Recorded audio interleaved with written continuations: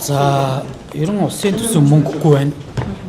Багш эмчнэрийн цалин нэмэх болцоотон хомос байна гэж олон нийтийг төөрөгдүүлжсэн боловч маш хэмжээний хөрөнгө оруулалтуудыг Конопны 8 болгож хийсэн байна. Энэ одоо 1.1 их найд төгрөгийн хэмжээнд хүрч байна. За бүр яриул одоо баг ажлын хэсгийн ахлагч маань бас мэдчихэж байна. Би ч мтэггүй байж идэл зарим арц намын гишүүд хураалгаа явуулсан гэдэг тэр 635 тэрбум төгрөгийн төсөв төртөгтэй ирэх 26 онд болохоор санхүүжигт өмнө 179 тэрбум төгрөгийн өртөгтэй төсөл арга хэмжээнүүдийг арц намын гишүүдийн тойрог дээр тавьж өгч байгаа юм байна. Энэ өөрөө эргээд засгийн газрыг авч үлдэх Конопны 8 цаана явсан байна гэдэг зүйлийг л одоо харуулж байгаа, баталгаажуулж байгаа үйл явдал боллоо. Татвар төлөгчдийн мөнгөөр засгийн газар өөрийнхөө одоо авч үлдэх 8-ыг хийсэн байна гэдэг зүйл нь хадаа харагдаж байна. Энэ бол том төсвийн улгаа, хуулийн улгаа, улс төрийн авилга. Ийм зүйлүүдийг бид нар хүлээн зөвшөөр цаашдаа явж болохгүй гэдэг зүйлийг ярьж байна. Тийм учраас миний өвч гэсэн тодорхой байр суурь хэлж байгаа. Энэ төсвөө бол засгийн газар буцааж ав. Тэгээ яаралтай өргөн байраад явъя. Эндээс одоо хэмнэгдэж буюу цаана гарч болох тэр санхүүжилтийн хөөсөөр эмчнэрийн зайлыг нэмээ явъя. Багш нарын зайлыг одоо нэмэгдүүлж байгаа энэ асуудлаа хэрэгж хугацааг гэсэн наашлуулад яв. Мөнгө байсан байна. Энэ мөнгийг эднэр ардаа ийм одоо хэвлэл мэдээллийнхэнд одоо болоод яг үндэ хэлэхэд гишүүдэд хүртэл худлаа хэлээд мэдээлэхгүй байж байгаад гаргаж ирж байна. Тэгэхээр ийм одоо зах замбраагүй юм парламентын түвшинд байгаагүй. Ийм одоо татвар төлөгчдийн мөнгөөр засгийн газрыг авч үлдэх Конопны 8 явсан байна. Энэ Конопны 8 1.1 их найд хүртэл төгрөгийн өртөгтэйгээр явагдсан байна. Ийм зүйлийг одоо хэлээ. Тэгээд ерөнхийдөө одоо мөнгө байхгүй гэсэн мөртлөө донорын санхүүжилтаас ассан байна. Хөгжлийн бэрхшээлтэй иргэдийн зардлаас ассан байна. Сургуулиудын зардлуудыг хассан байна. За дээрэс нь цэцэрлэгүүдийг хассан байна. Тэгээд ямар зардлуудыг тавьж ийн гэж цэцэрлэг төрөлн парк байгуулах $7.5 тэрбум баян үлгэд. Ховдод бизнес инкубатор төв барих. Арангаад өөр ангаад 30 тэрбумын өртөгтэй зам тавих.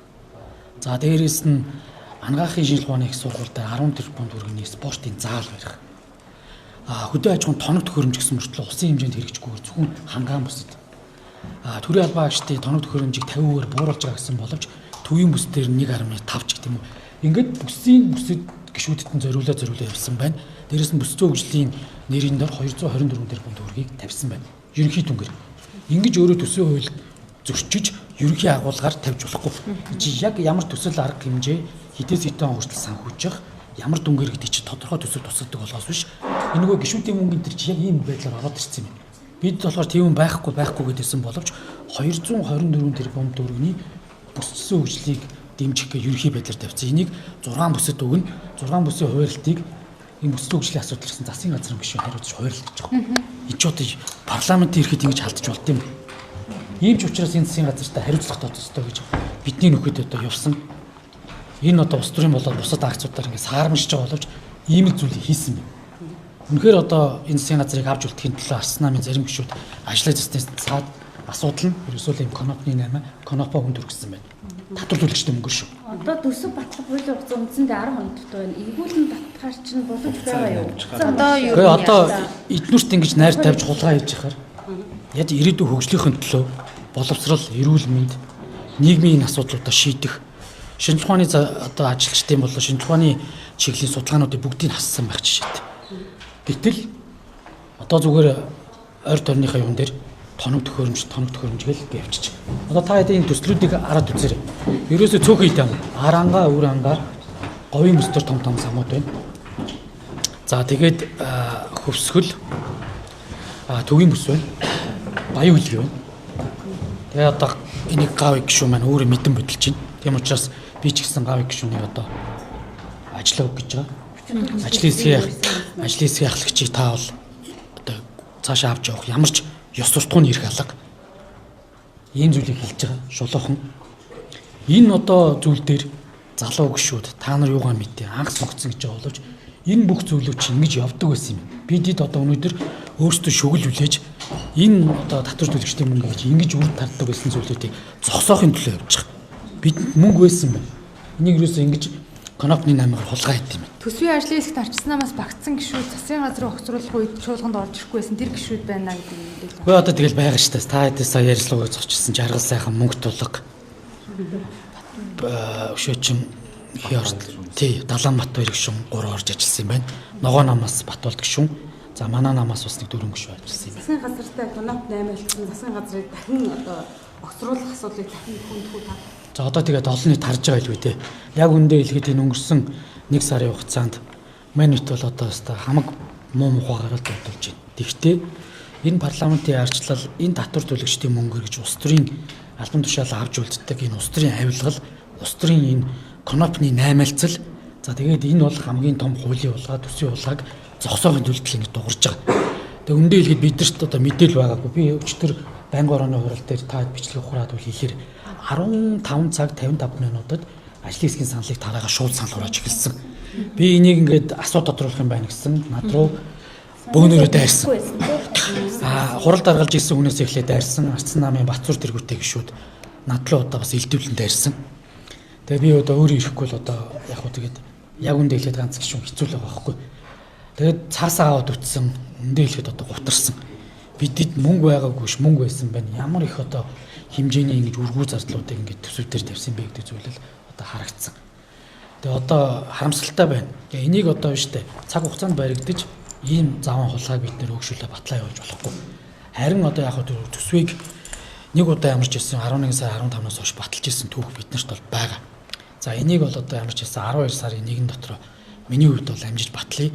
Энийг бол засгийн газар буцаагаа дахиж боловсруулж оруулж ирээд маш яралтайгаар хилцээ авъя. Тэгээд эх жилийн багш эмчнэрийнхаа одоо цалин нэмэгдүүлэхээс гадна эмчнэрийн цалин нэмэгдүүл боломж харагдаж байна. Энэ боловсролыг дэмжих жилийг бүрэн хэрэгжүүлэх боломж харагдаж байна.